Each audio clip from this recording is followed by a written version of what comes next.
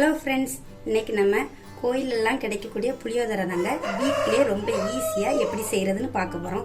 இது லஞ்ச் பாக்ஸ்க்கு வச்சு சைடிஷாக உருளைக்கிழங்கும் வச்சு கொடுத்தா அப்படியே ஒரு சாதம் மிச்சம் இல்லாமல் சாப்பிட்டு வந்துடுவாங்க. அவ்வளோ அருமையாக இருக்கும். இந்த புளியோதரையை ரொம்ப ஈஸியாக வாங்க எப்படி செய்கிறதுன்னு பார்க்கலாம். ஃபஸ்ட்டு புளியோதரை செய்கிறதுக்கு ஸ்டவ் ஆன் பண்ணி ஒரு கடாயை வச்சுருக்கேன். தேவையான மசாலா வறுத்து எடுத்துக்கிடுவோம். ஒரு ஸ்பூன் மிளகு,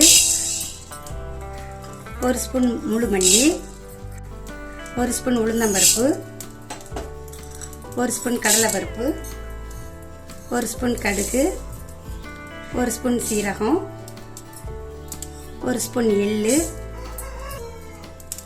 ஒரு 1/4 ஸ்பூன் வெந்தயம், ஒரு துண்டு காயத்தை தட்டி எடுத்து வச்சிருக்கேன், அதையும் போட்டுக்கலாம். கூடவே ஒரு 4 வத்தலை 2ஆ கிள்ளி எடுத்து வச்சிருக்கேன், அதையும் சேர்த்துக்கலாம். ஒரு கைப்பிடி கருவேப்பிலை. இப்போ இது எல்லாத்தையும் நல்லா வறுத்து எடுத்துக்குவோம்.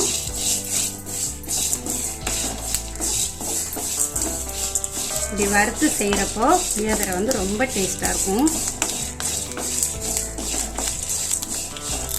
இந்த மாதிரி பொரியிற சவுண்டு கேட்கவும் நம்ம ஸ்டவ் ஆஃப் பண்ணிடலாம். இப்போ இது நம்ம வறுத்த பொருளை ஆற வச்சு ஒரு மிக்ஸி ஜாருக்கு மாற்றி நல்லா பவுடராக்கி எடுத்துக்குவோம். இந்த மாதிரி பவுடரை திரிச்சு எடுத்துக்கோங்க. இப்போ புளியோதரை செய்கிறதுக்கு ஒரு கடாயை வச்சுருக்கேன். தேவையான எண்ணெய் சேர்த்துக்கலாம். நான் நல்லெண்ணெயில் தாங்க இதை செய்கிறேன். புளியோதரை நல்லெண்ணெயில் செய்கிறப்போ நல்ல டேஸ்ட்டாக இருக்கும். கொஞ்சம் எண்ணெயும் கூடுதலாக விடணும், அப்போ தான் நல்லாயிருக்கும். எண்ணெய் நல்லாவே சூடாயிடுச்சு. இப்போ இது கூட ஒரு ஸ்பூன் கடுகு உளுந்தம்பருப்பு, ஒரு ஸ்பூன் கடலைப்பருப்பு லைட்டாக அப்படி கிளறி விட்டுக்கோங்க. அது பொரியவும் ஒரு கொத்து கருவேப்பிலை, கூடவே 4 வத்தலை ஒன்றும் பாதியமாக கிள்ளி வச்சுருக்கேன், அதையும் சேர்த்துக்கலாம். இது கூட உங்களுக்கு தேவையான அளவுக்கு வேர்க்கடலை பருப்பு சேர்த்துக்கோங்க. இப்போ இதையும் கிளறி விட்டுக்கலாம். எல்லாமே நல்லா வறுபட்டுட்டுங்க. இப்போ இது கூட ஒரு பெரிய லெமன் சைஸ் புளியை தண்ணியில் கரைச்சி வச்சுருக்கேன், அதை சேர்த்துக்கலாம்.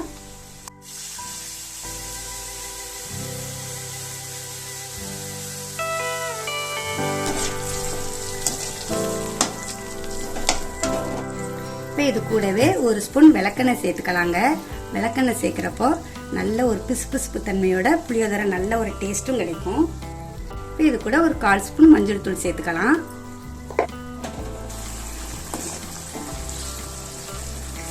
இப்போ இந்த புளியோதரை பேஸ்ட்டு கொஞ்சம் கொதிச்சு நல்லா திக்காகி வருது வரைக்கும் எடையடையா கிளறி விட்டுக்குவோம். இப்போ இதுக்கு தேவையான கொஞ்சமாக உப்பு சேர்த்துக்கலாம். நான் கல் உப்பு போடுறேங்க. கல்லுப்பு போட்டால் நல்ல ஒரு டேஸ்ட் இருக்கும். ஃபஸ்ட்டு சாதத்துலேயும் உப்பு போட்டிருக்கோம், அதனால் பார்த்து போட்டுக்கோங்க. பாருங்கள், நல்லா கொதிக்க ஆரம்பிச்சிட்டு இந்த டைமில் நம்ம ஃபஸ்ட்டு திரிச்சு வச்ச பொடியை சேர்த்துக்கலாம். நீங்கள் எவ்வளோ சாதம் எடுக்கிறீங்களோ அதுக்கு தகுந்தவாறு சேர்த்துக்கோங்க. நான் ஒரு 3 ஸ்பூன் போட்டிருக்கேன். இப்போ இதையும் நல்லா மிக்ஸ் பண்ணி விட்டுக்குவோம்.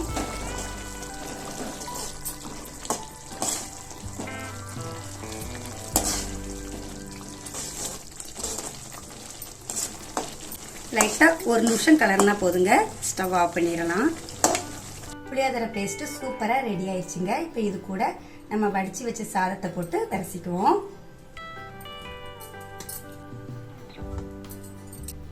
இதை நல்லா மிக்ஸ் பண்ணி விட்டுக்குவோம்.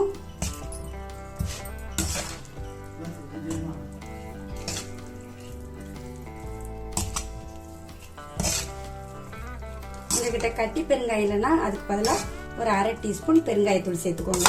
அதுவுமே ரொம்ப டேஸ்டாகவே இருக்கும். அவ்வளோதாங்க, சூப்பராக மிக்ஸ் பண்ணியாச்சு. இது கோயிலில் கிடைக்கிற புளியோதரை பிரசாதம் மாதிரியே ரொம்ப டேஸ்ட்டாக இருக்குங்க. நீங்களும் இதே மாதிரி கண்டிப்பாக உங்கள் வீட்டில் செஞ்சு பாருங்கள். இதே மாதிரி நிறைய ரெசிபிஸ் பார்க்கணுன்னா நம்ம சேனலை மறக்காமல் சப்ஸ்கிரைப் பண்ணிக்கோங்க. நன்றி.